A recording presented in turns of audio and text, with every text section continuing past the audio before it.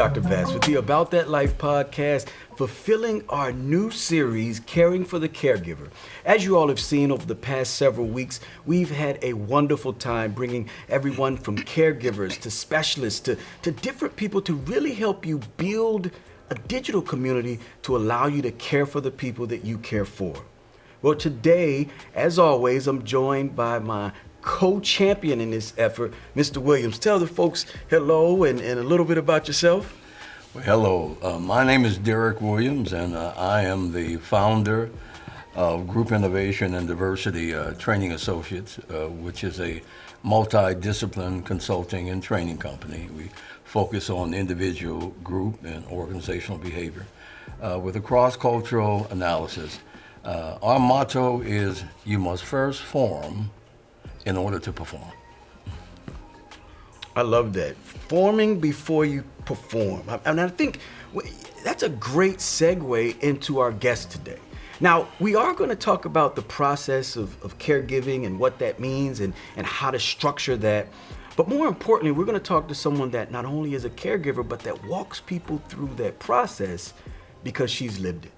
She's had difficult conversations that we're going to touch on today. She's had scenarios that she didn't know she would have to be prepared for until it was time to happen. Today we are joined by none other than Deanna Brown. And Ms. Brown, can you tell us a little bit about yourself? And thank you for being here. Well, thank you. It's an honor to be here with you, gentlemen. My name is Deanna Brown, and I am the CEO and founder of Forward Progress Arts and Entertainment Center Incorporated, where we empower creative dreamers to become authentic artists. And our motto is you can go from dream to screen, from page to stage, and you can make forward progress at any age. Now, look, I love that concept of forward progress. Now, how did you get into that space? How did you get, because you know, even talking, you seem very just, you have a certain energy about you. So how did you get in that space? You know, this is what I was purposed to do. This is the gift that God gave me. And for me, getting in this space of the nonprofit, helping the young people that want to be creative, you know, we wanted to encourage them at first. You know, you can do it, baby. But then God put us in the position where we can empower them. Our young people, we teach them job readiness skills by teaching them through the arts. They learn how to make content creation, films, they learn how to do TV shows. And so all of this gives us the opportunity to pour into them so that they can see the world from a different experience. Wonderful. Now, Mr. Williams, we talked a little earlier about the importance of kind of planting that seed in children. And with this being African American History Month, you told me a couple of stories where just your simple, quick interaction really reshaped and reframed the mindset of several young people. And I think it segues nicely with that. Can you talk about why that's important from a cross-cultural perspective? Well, it does, and you know, children are our most precious commodity. Yes, they are.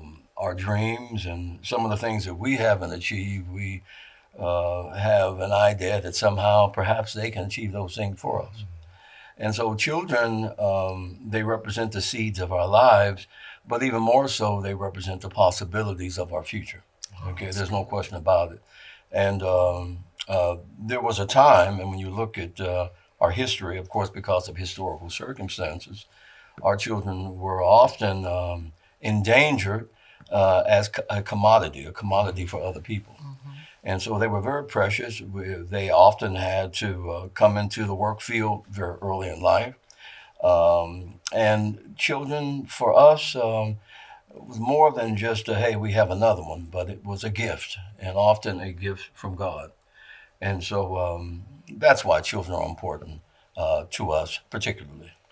And I think as we kind of peel back the layers on this series, many of our caregivers, if not all of them, have been the children and now are caring for parents. And I can speak from a personal perspective, as can you. And I think there's some historical links to that from a cultural, ancestral, not to dig too deep, but and you want to comment on that?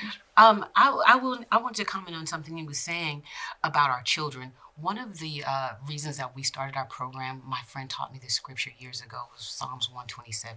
Children are like arrows in the hand of a mighty archer. The name of our building, we call it the Quiver, because that's where our arrows come. Our children are the arrows, and we are the archers. And it is so important to lead them and guide them in that direction. And a lot of times, we want to lead them where we want them to go, Yes, but we yes, have to yes, listen to them yes. and say, what is the gift that God gave you? And then help them with that gift. And a lot of times, you don't hit the mark the first time. All right. All You right. don't, but it's No, you up to don't. us, the adults, the archers. Pick up that arrow, put them back in the quiver, let them learn some things, mend them back together so they can go out again. Absolutely. Absolutely. And I think, as we turn this corner into the concept of caregiving, Oof, same thing. hitting the mark the first time, getting it right when it happens. Because whether it's, I'm a physician, so I should know how to care for my father I should Yes. have Yeah. all the answers. And I can tell you, I didn't. Right? My brother's a lawyer, right? I'll know all the paperwork and all the, guess what? We didn't. We were ill-equipped. When you talk about your experience, walk people through how you got to a space where initially we were just caring for medical problems, right? Navigating that, and then transitioning to, over time, how it evolved into something different. Well, I'll tell you, my mom, she lived by herself, next door to her sister, and she was taking care of herself up to 80 years old. But I went one day after a show, and she didn't look right. You okay? You take all your medicine? She said, I'm good. All I got to do, is lock the door. Okay. It's 9 o'clock at night. I've stayed long enough. I got to go home. And later that evening, her sister came over and found her she had fallen. And so that morning, we called the EMS, took her to the hospital. And for the next year, maybe 6 months, back and forth to the hospital, found at the point she can't live by herself. So my older sister took her in, and my two older sisters live in the same home. So they took her in, and then she gets to come to my house every now and again. But her conditions were, she had congestive heart failure, COPD, and dementia. And dementia is the one that is really taking a toll on her now. And so late September, she went into the emergency room, and it was probably October the 1st where I went to visit with the big smile and the balloons, Come to visit mama, And it was that day where they were like, ma'am, you're going to need to make a decision. And I'm like, what? So that day I had to make a DNR decision. One sister was out of town. Two sisters were out of town. The other one wasn't. I'm on the phone with them trying to tell them what a DNR is. I am hyperventilating in the middle of a hallway in the emergency room to make the decision. And DNR, what I had to learn in that moment meant do not resuscitate. I didn't even know that. And that was October the 1st. October the 2nd, we put my mom, we had to make then a decision to take her to rehab versus going back home for rehab. My mama likes to say, all my children are senior citizens. I'm the youngest. And so the two older ones just didn't have the physical capacity, none of us did, to do, the things that she needed. My two older sisters are amazing. They monitored her medications to where they understood what medication was doing what. And there was one particular medication that was really bad. And so they were able to take her off of that. So right now, my mom's been in hospice since October. And it is a journey. Yes, it is. No, I mean, that's, can you talk about, and I'm saying this, lovingly, kind of the process of emotionally, mentally, and at some point physically. Oh God, yeah. Saying I'm going to let go from a community standpoint. You understand what I'm saying? Because that's not something that we do very easy collectively. It's one of the most difficult things that we're faced with. Yes, Yeah.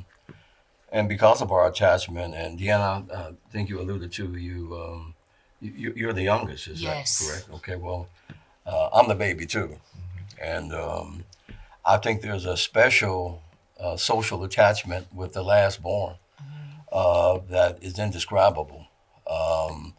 and the relationship between mom and last born child or my baby is in fact very unique. And being faced with reality and what is a natural evolving phenomenon. We don't all stay around as long as we want to, but to be faced with a decision making process, it's a little different. Okay, especially when someone is deferring to another member of the family to make some decisions as to whether or not should we try another 4 months, another 5 months. You want to eck every hour of existence out of that person, especially if that person was either head of the household or in our case, and I'm talking about being the youngest, it seems like we were with them longer than anybody else. Absolutely. Okay, so it's it's a defying reality that is tough, and often our decisions, we fight back to reality. Okay, we know that this is a truism, but we just maybe we'll get a miracle. That's the one you pray for. Miracles are something that don't happen as frequently as we would like to think, and so it is a tremendous decision-making process, and particularly depending on the order of the family, Dr. Babs, sometimes even more painful. I had to make a decision. A decision I made was I was leaving the hospital, and I turned around and looked at my mother, and she was still sitting up, and my mother is unsighted. She was blind, and I left out and I came back in, and she had the congestive heart failure, and I walked over, and she said, "Why are you back?" And I said, "It's okay, Mom," and I was actually giving her permission to transition. And by the time I got home, about 3 o'clock in the morning, I got a call saying, "Mr. Williams, your mother has transitioned, has passed." Okay, and in that situation, she would have fought until hell froze over. Okay, and I just instinctively knew that, and she needed someone to give permission. And I went back, and it was one of the hardest things I had to do. So when you ask about the difficulty, Yes, sir. it's immeasurable. Yes, sir. Truly immeasurable. Yes.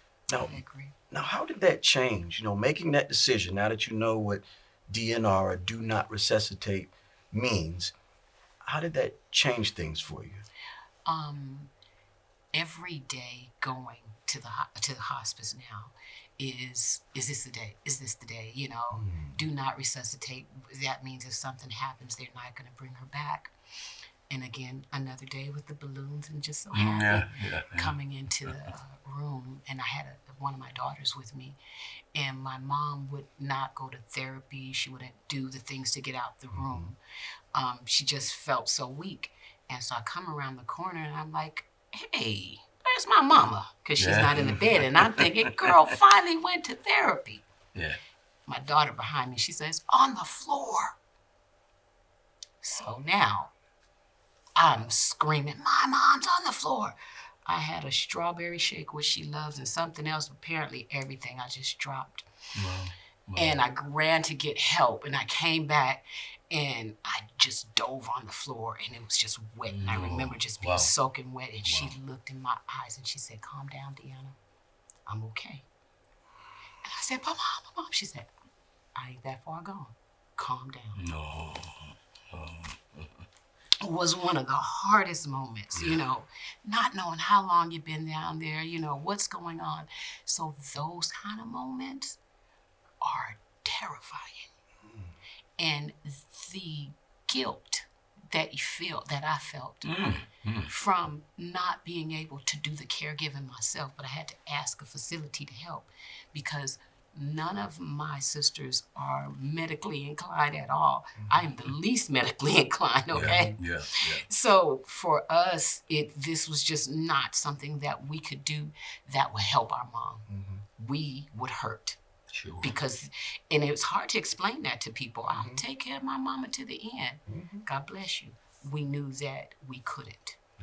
And so my mom's still here. Oh. Yeah. I mean, I think that's one of the reasons why we created this series was to provide a space where we talk about strategies or tools or resources that help us to prepare for the inevitable, right? For when that time comes where you have to make that decision or where you have to. So, if you could reverse time and go back and say, okay, I'm going to emotionally equip myself this way, or I'm going to physically equip. What would be some things that you would tell someone that's maybe on the precipice, the early stages, kind of seeing the signs, but not quite there yet? What would be some things you would tell them to do?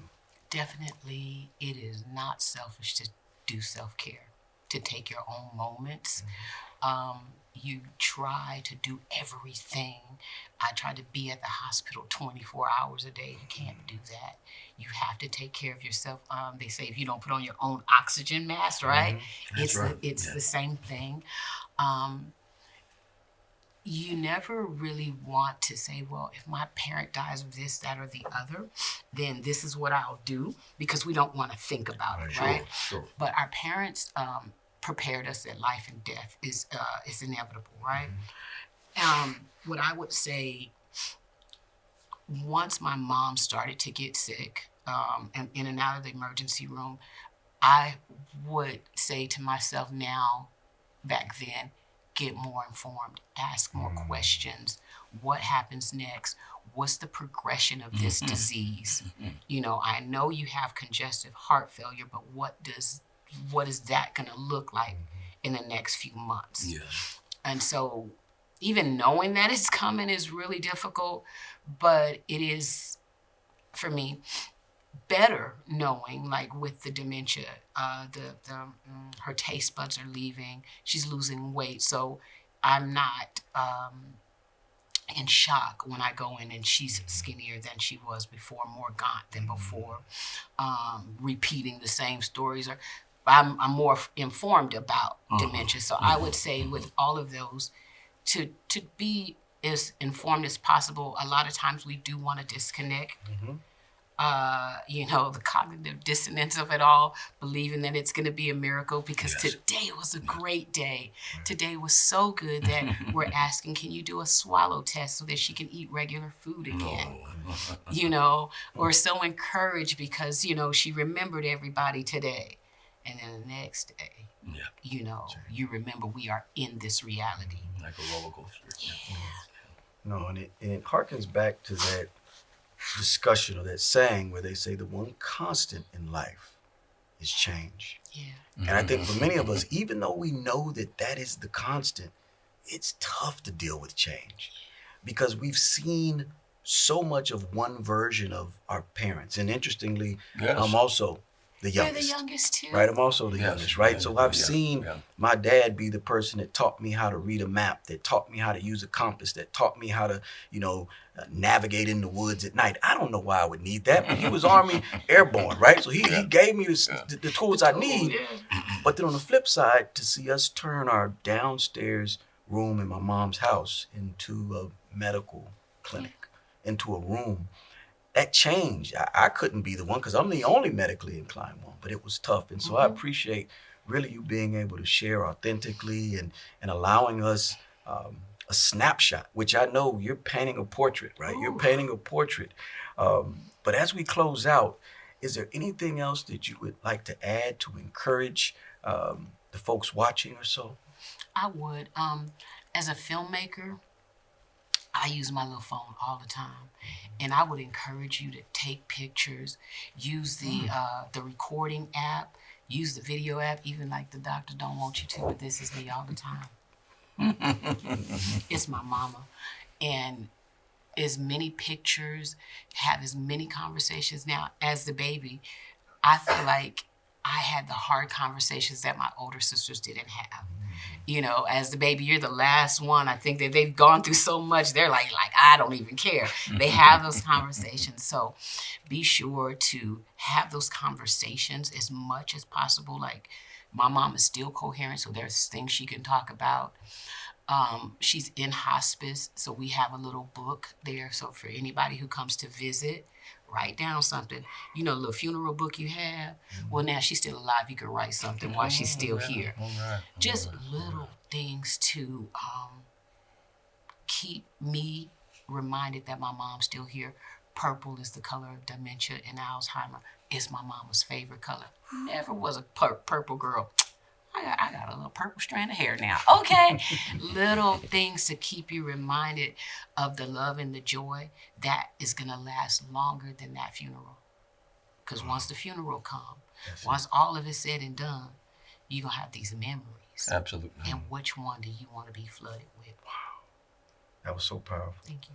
Well, we thank you for sharing and really appreciate you being here and helping all of us to understand that although change is inevitable, capturing those moments when you can and having that to live on in perpetuity is really how you allow them to move forward. Thank you so much. Thank you for having me. As I mentioned, this is Dr. Batts with our Caring for the Caregiver series here on TAN TV.